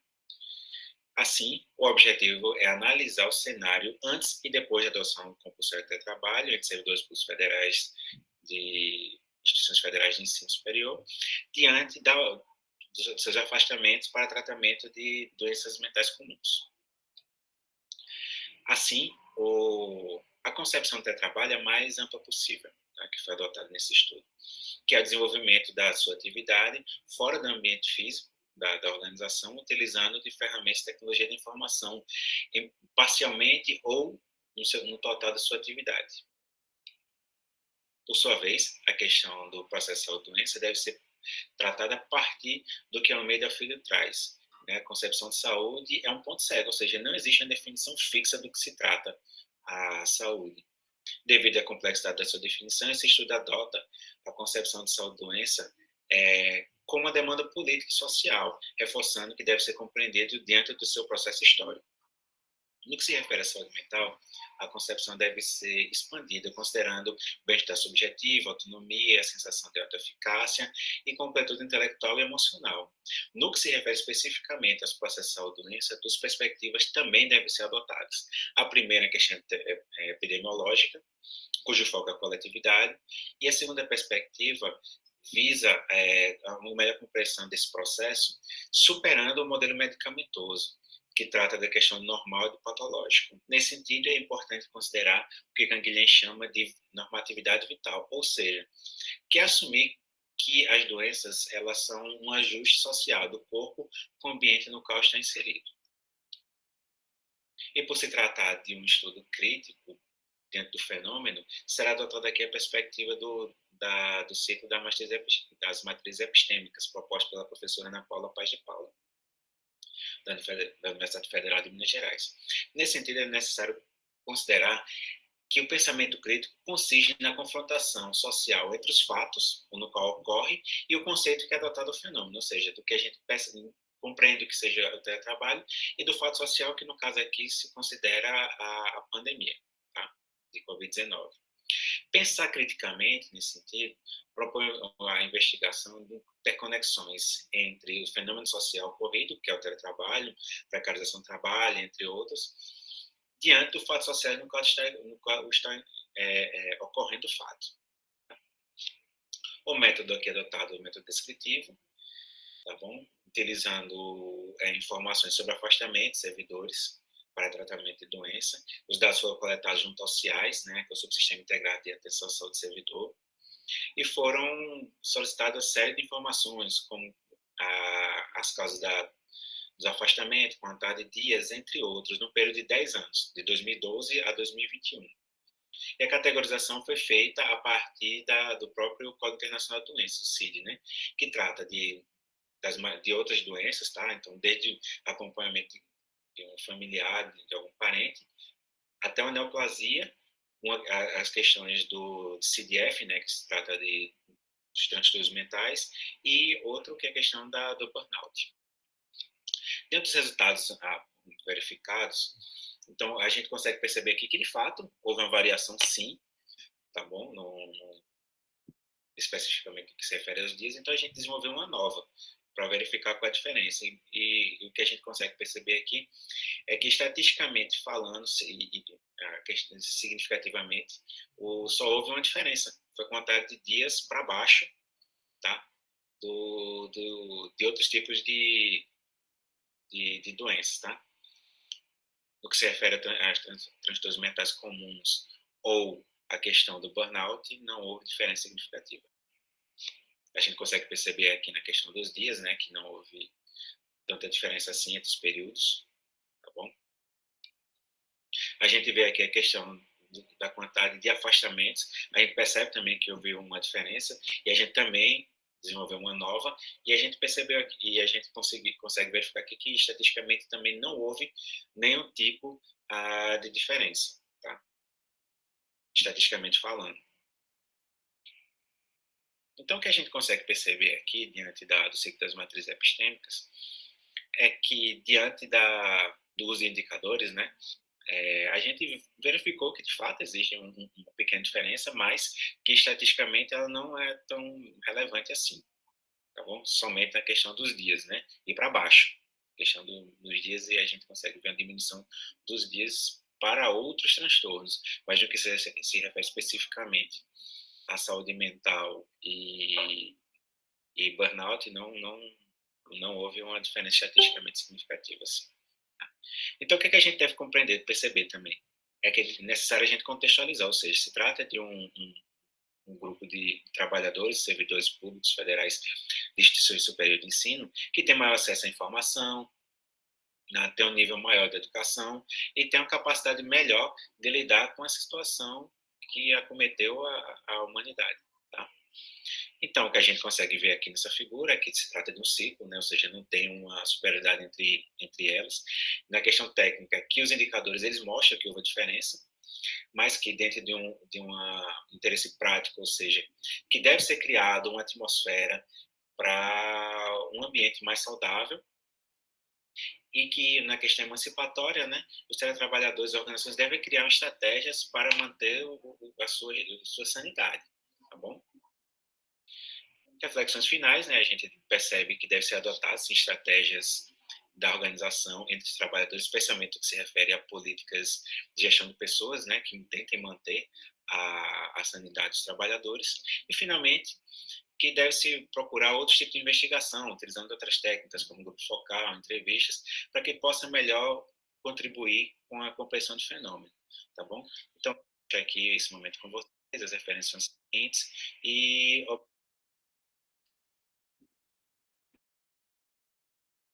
Obrigado, Péricles. Então, agora a gente tem mais 15 minutinhos até o final da sessão.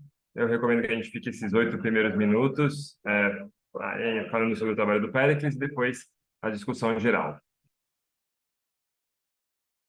Péricles, se quiser fazer algumas recomendações, a gente pode começar com você. Depois as professoras falam. Não, por mim, as pessoas podem começar já as considerações, tá bom? Posso ir, Rosana? Posso? Péricles, Gostei muito de ter lido o seu trabalho, né? Esse é um tema que me é muito caro. Estava aqui conversando com a professora Rosana, que eu estou com um projeto de pesquisa aprovado sobre saúde e adoecimento no trabalho, né? Em especial o trabalho precarizado, que é uma das coisas que eu venho trabalhando, junto com Antunes, Rui Braga, esses autores aí que têm essa vertente, vamos dizer assim, um pouco mais crítica, né? Achei extremamente desafiador, já que eu fui aluna da professora Paz de Paula. Não é todo mundo que se atreve a usar as matrizes, viu, Pérez? É um desafio enorme, né? Porque, especialmente quando a gente é estudiosa da psicanálise, como eu, né, que fiz minha formação em psicanálise, psicóloga, a gente sabe o quanto que é desafiador a gente tentar transitar em vários locais ao mesmo tempo e trazer isso como uma proposta metodológica, né? Então, assim, gostei muito do seu trabalho, gostei mais ainda porque você utiliza a saúde e o adoecimento para além daquele lugar biologicizante, né? Que é aquele lugar que a OMS usa muito, né? Que para a OMS, saúde é a ausência de doença. E aí os críticos vão colocar para a gente, né? Especialmente que é impossível ser saudável dessa forma, né? E aí você traz o Canguilhem, né? Que é o autor que vai falar do normal e patológico na psicologia. Você é psicólogo, não é isso? Então, ok, estamos juntos. Então, assim, é interessante porque toda essa construção da forma que você vem trazendo da saúde e adoecimento dos profissionais, né? Dos servidores em especial, ele vai sendo construído dentro de uma outra lógica, que não é essa lógica behaviorista, determinante, né? De que é um processo apenas dual, né? Que é um processo dicotômico, saúde e doença. E aí, quando você me traz a matriz da professora Paz de Paula, já foi me causando uma certa curiosidade, né? Uma surpresa, meu Deus, para onde é que a gente vai aqui nesse texto, né? Assim, acho que deu certo essa liga, né? Conheço ela é sua orientadora, a professora Diva. Sim, Oi? Diva é minha orientadora, sim. Pronto, conheço. A gente esteve juntos agora na elaboração do Dicionário de Gestão de Pessoas, né? Que tem um capítulo dela, tem um capítulo meu lá também. Então, assim, achei muito interessante toda essa combinação e, ao mesmo tempo, muito. E aí, entenda pelo bom sentido, audaciosa, né? Porque a gente tem que ultrapassar algumas barreiras para a gente poder chegar nesse campo. Aí, o que que aconteceu? Eu acho que aconteceu com você um pouquinho do inverso do que aconteceu no trabalho da Maria Isabel, né? Eu acho que vocês ganharam muito fôlego no processo da fundamentação teórica, que ficou bem interessante, bem construída. Acho que é isso mesmo, né? Mas na hora dessa discussão dos dados, o fôlego foi perdendo um pouquinho, o que às vezes é muito natural, tendo em vista que a gente às vezes já está muito cansado, né? Então, assim, a minha sugestão, né? E aí entenda a minha sugestão mesmo, de novo, pensando sempre na possibilidade de uma publicação, né? Mais num periódico, uma publicação permanente, seria melhorar essa discussão. Porque, veja, quando você diz que as práticas de gestão de pessoas, elas precisam ser melhoradas, ampliadas para esse campo da saúde, né, do trabalhador, em especial o trabalhador que é um servidor, e eu entendi que é um servidor federal, não é isso? É um tipo específico de servidor também. Eu acho que essa parte precisa ficar também mais bem delimitada no seu trabalho, sabe? Principalmente nas discussões. Isso aqui é específico para esse pessoal aqui que a gente estudou, né? Porque aí já não dá para generalizar para todos os servidores, né? Então, assim, acho que ali você precisa trazer mais um diálogo com as relações de trabalho do que com as práticas de gestão de pessoas. E eu não vejo essas duas coisas separadas, né? Como muita gente diz, eu sou de GP, eu sou de RT, mas eu não acho que essas práticas estão separadas, de jeito nenhum. Eu acho que a gente separa porque, dependendo dessa corrente mais behaviorista, determinante que a gente esteja, a gente vai naquele caminho do estímulo-resposta, né? mas eu acredito que você precisa trazer essa discussão envolvendo também as relações de trabalho, porque é pela relação de trabalho, em especial pelas condições de trabalho desse servidor, que esse processo de saúde e adoecimento vai acontecer, né? Então, acho que é isso. Aí, são três campos, né, que você colocou ali naquela figura. No processo emancipatório, a mesma coisa. Você precisa gastar mais fôlego, porque os seus dados, eles são descritivos, né? Você fez uma pesquisa ali, né, digamos assim, basicona, no sentido que ela é descritiva. A nova foi só para verificar se havia alguma diferença maior ali estatística, né? Mas nem foi comprovado, né? A gente nem tem essa grande diferença. Então, assim, o ideal mesmo é que a gente consiga ir mais a fundo nessas discussões e pela essa vertente crítica, que foi a vertente que você escolheu, né? E acho que quem vai te dar mais pano para manga nesse sentido é as relações de trabalho junto com a GP e no processo emancipatório, aí você pode escolher, né? Porque aí a gente tem várias formas de emancipação do sujeito e trabalhador. Qual que você quer escolher, né? E nessa escolha, dentro do mesmo paradigma de pesquisa que vocês, que aí é curioso, né? Você está ali nas matrizes epistemológicas da professora Paz de Paula e me trazer um processo descritivo quantitativo. Isso é muito curioso, mas depois eu entendi. Não foi uma coisa que ficou fora de sentido, não, né?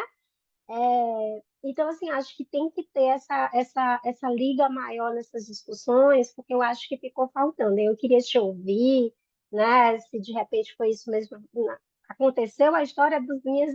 São 16 páginas ainda, né? No SEMEAGE, né? Essas 16 páginas ali também é uma forma de fazer a gente escolher mesmo o ouro para botar ali, né? Não tem outro jeito. Eu não sei, antes de passar a palavra para Péricles e depois para os demais, eu só queria complementar, né, li teu trabalho, vi tua apresentação. O que eu, digamos, estudei um pouco mais, ou entendo ali, né, não sou psicóloga, sou uma grande interessada, mas não sou psicóloga de formação.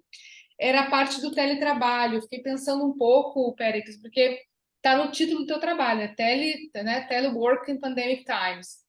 E aí eu fiquei pensando, porque tem toda uma literatura que vai dizer assim, ó, que teletrabalho e trabalho remoto não são a mesma coisa, né? Não são sinônimos. E a gente, então assim, e aí se tu também, se tu vai buscar, tem todo um trabalho não presencial, trabalho não sei do que lá.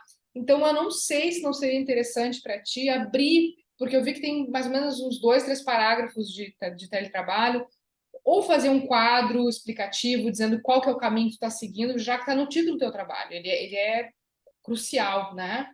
Então eu acho que isso aí me chamou a atenção, o meu olhar pegou aí, tá?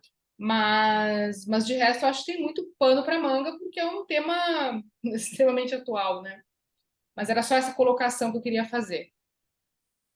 Rosana, Félix, é a última coisa, prometo.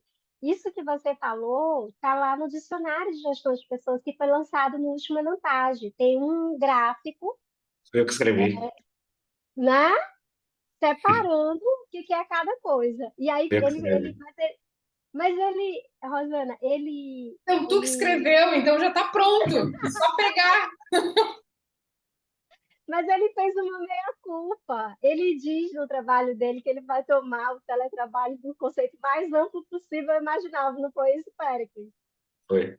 Não É, foi isso? respondendo já a professora Rosana, eu fiz uma figura explicando direitinho, mas por questão de espaço eu tive que tirar, mas eu tenho essa figura prontinha mesmo assim, dessa separação, né? Porque na verdade, o trabalho remoto ele é uma subespécie do teletrabalho, né? O teletrabalho é o maior, que ele engloba o trabalho misto, o trabalho, enfim, home office, né? Que a gente costumeiramente costuma definir, né? Mas assim, não são a mesma coisa, são subespécies do teletrabalho, né? Por isso que eu quis utilizar o termo teletrabalho, né? Que ele cientificamente é o termo mais correto a gente utilizar hoje em dia, né? Do que home office. Não é errado, né? Utilizar outros termos, mas cientificamente falando, ele é o termo mais correto, vamos dizer assim, para a gente utilizar. E com relação ao que a professora Gesina falou, assim, eu não tinha pensado por essa perspectiva das relações de trabalho, mas de fato acho que é um ótimo caminho mesmo para explicar melhor o fenômeno, né? Porque o que é que acontece aqui, assim, né? Porque, especialmente pelo fato de que dentro da instituições federais de ensino a gente tem duas carreiras, né? A gente tem técnico administrativo e a gente tem docentes, né? Então, nesse contexto aí, também são processos de trabalho diferentes, assim, né? Ah, com o PGD, né, o Programa de Gestão de Desempenho do Governo Federal. Então, assim, docente não consegue entrar pela natureza do trabalho, mas técnico consegue, né? Então, tem essas diferenças e aí acho que é uma ótima sacada mesmo para conseguir explicar melhor. Outra coisa, porque assim, esse meu trabalho, isso aqui é oriundo da minha tese, né? Assim, Tenho dicas, viu? Tenho hã? dicas. Tenho Sim, dicas. eu quero, eu tô aqui para isso mesmo. Então, assim, esse trabalho, ele é oriundo da minha tese, né, que está em andamento ainda. Então, assim, já tem até um artigo publicado, mas que é um ensaio teórico, onde eu vou discutir um pouquinho sobre possibilidades epistemológicas e metodológicas para ser o trabalho do servidor público, tá? Tem esse, tem esse daqui, né, que a gente está discutindo, né, a questão dos afastamentos, para entender o que fenômeno é esse, né? Porque inicialmente a gente pensava assim, é ruim para todo mundo, né? Mas depois a gente começa a perceber, assim, né, isso não é tão ruim não, né? Então você começa a perceber, ter dados estatísticos ali para ele comprovar, cara, isso não é ruim não, tá? Então isso que a professora Jesuína falou também, se poxa, e pegar um trabalho descritivo, né, usando técnicas estatísticas e juntar com análise crítica, né, isso é extremamente raro de ser encontrado, né? E é um desafio, né? A gente está assim, tá na chuva para se molhar mesmo. A gente está num doutorado, é para a gente inovar mesmo, né? Para a gente tentar trazer uma discussão nova.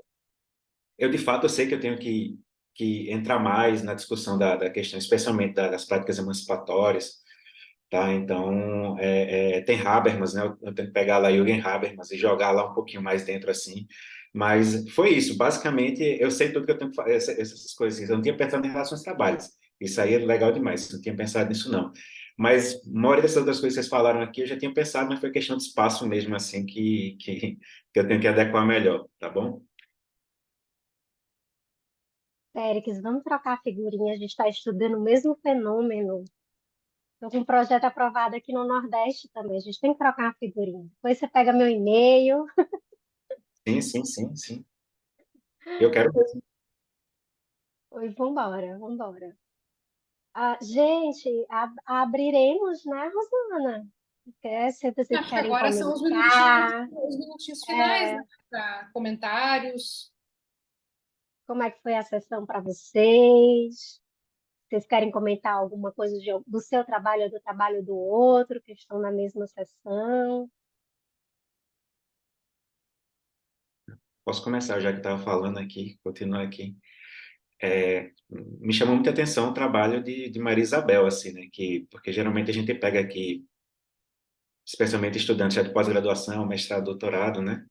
E ela, na especialização, é isso, Maria Isabel? Consegui fazer uma graduação ainda? Então, chama mais Na atenção ainda, verdade, né? fotografia Chama mais de atenção ainda porque, graduação em administração. então, porque chama mais atenção ainda, porque a análise crítica de discurso é bem difícil de fazer, bem difícil mesmo, né? Não é todo mundo que tem coragem, não, de se adentrar, não, mas parabéns os outros colegas, né? A questão da questão da intimidade, né? A gente tem algumas coisas, assim, por exemplo, tem um colega, ele fez, a turma da gente da pós-graduação, ele fazia mestrado, no caso, que é psicólogo, ele estudou intuição, né?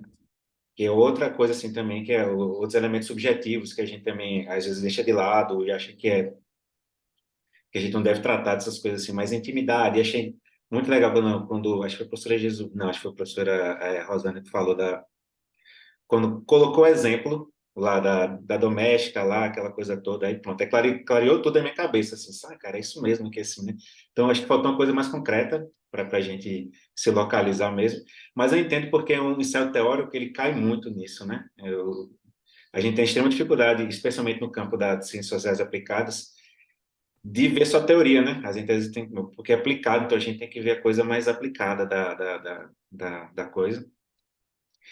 E, finalmente, professor Wesley, aqui a questão do trabalhador feliz, então até coloquei aqui um artigo que é bem legal, de Natasha Fogaça, assim, a tese de doutorado dela estudou isso mesmo, assim, estudou a felicidade no trabalho, e ela fez um estudo bem interessante, onde ela conseguiu enxergar isso, tá? Que o trabalhador feliz, ele consegue sim ser mais produtivo. Isso no serviço público, tá? Mas aí, é claro que aí depois tem que ver como é que se adequa isso para iniciativa privada. Mas foi ótimo conversar isso aqui, acho que a gente consegue dialogar bastante. Jesuína, tudo bem, pessoal? Boa noite. Eu ouvi, eu até comentei com a Isabel antes, eu sou de Minas, estou em Imperatriz fazendo avaliação de curso. Então, assim, eu falei, Isabel, pode ter certeza que eu vou estar lá com você para acompanhar, e nós estamos com outro trabalho também sobre a participação de mulheres negras em cargos de gestão, e Isabel fez esse trabalho com o processo de desligamento. Não sei se a Joselina lembra que no ano passado o Wellington também apresentou um trabalho sobre os sentimentos, sobre quem sofre, como é que ele sofre, o que fica. Sim. Lembra, Joselina? E Lembrei. Não, aí, quando você começou a falar, lembrei da ah, sua voz. ah, Já e ouvi assim, sua voz. que bom. Eu coordenei, fui líder de uma sessão agora, estou líder de uma sessão do SEMEAD, mas essa avaliação, ela aconteceu no mesmo momento, eu estou tentando administrar as duas situações, e queria comentar o trabalho do Périx, achei muito legal, né, a forma, a condução. Eu sou apaixonado na Ana Paula, assim, na obra dela, nos escritos dela, muito ousada, né, e com muita propriedade, ela usa com muita propriedade, né? Então, eu acho muito rico isso, e fazer o uso da matriz epistemológica, eu acho riquíssimo. Todo mundo que ousa isso, viu, Pérez? Eu acho muito, muito legal. Então, assim, os trabalhos eu tinha ouvido em função da sessão, né, e queria fazer um comentário só, porque o trabalho da Maria Isabel é um trabalho de graduação, pessoal, um trabalho assim, aquele trabalho de TCC que a gente faz e que o que diferencia as pessoas é a paixão que elas se colocam dentro desse processo. E o Wesley falou muito de felicidade e tal. Quando você vê e a insistência de falar, Isabel, vai, porque é legal, vai trazer uma contribuição, né? E o aluno de graduação, às vezes, se cansa mesmo pelo processo, é um processo cansativo, e está em formação, é literalmente formação como pessoa e tal, e você dá uma profundidade disso, e a pessoa vai, você dá corda e ela anda, e ela vai. Então, assim, acho que foi um trabalho, assim, para a nossa instituição, para a Isabel, assim, de uma riqueza muito grande, né? Então, eu estou dividindo isso com vocês, porque é um esforço, assim, extraordinário dela também. Tem toda uma história, né, Isabel, com essa relação. Acho que é muito rico. Eu acho que o SEMEAD, eu falo que eu sou apaixonado do SEMEAD. Todo mundo gosta, eu gosto do ENAMPAD, mas o SEMEAD me aproxima mais do público, me aproxima mais das pessoas, né? Então, acho que isso é muito rico nisso aí. E acho que a gente sempre tem um orientando, assim, que traz essa pegada, que você der um pouquinho, ele te pede mais, ele te pede mais. Então é por aí que a gente caminha, né? Parabéns, Isabel. Obrigado, pessoal. Parabéns, Isabel, real. Que tenhamos mais Isabéis nas graduações, né? Mas alguém gostaria de fazer algum comentário? Eu só queria Ah, agradecer e, mais uma vez, parabenizar a Isabel. Eu acho que esse trabalho que o professor Credinaldo trouxe, eu acho que, para mim, é o que mais enriquece, né, no SEMEAD. Quando você vê um aluno de graduação participando, você vê o desejo de crescer no meio acadêmico, isso é muito gratificante. Parabéns, Maria Isabel. bom, gente, vou fazer os agradecimentos finais. Professora Rosana, me ajude, por favor. Claro, claro. Não, eu acho que a sessão, eu acredito que a gente atendeu aos propósitos da sessão de hoje, né? Queria agradecer a presença de todos e todas, né? O empenho, a dedicação e sempre aquele convite para não desistir, né? Porque a gente sabe que o trabalho acadêmico ele é tortuoso, ele é demorado, né? A natureza dele do trabalho acadêmico é essa, né? De muito tempo, né? Eu acho que sempre fica esse convite para a gente sempre insistir um pouquinho mais e seguir. Não sei, Jesuína, se tu gostaria de dizer alguma coisa, né? Eu só agradecer, eu acho que essa sessão foi uma grande surpresa, né? A gente nunca sabe o que vai acontecer nas sessões presenciais, assim, presenciais online, presenciais remotas, porque a gente tem o trabalho, né? A gente tem o trabalho ali escrito e tal, e aí quando vocês apresentam, vocês dão vida a uma coisa que a gente só leu, né? Então, assim, acho que ela foi uma surpresa muito agradável, os trabalhos ficaram muito interessantes, debatidos, conversados, pelo menos essa foi a minha impressão. Espero que tenha sido a impressão de vocês e espero que as minhas colocações e as colocações da professora Rosana tenham sido entendidas como colocações para que a gente possa cada vez mais melhorar, né, e publicar e, e trazer a ciência, né? Até porque o nosso país precisa muito desse desenvolvimento científico. Tá bom, gente? Muito obrigada. Tchau, tchau, gente. Obrigado. Obrigada. Pessoal, Tchau, obrigado. tchau. Tchau, tchau, obrigado.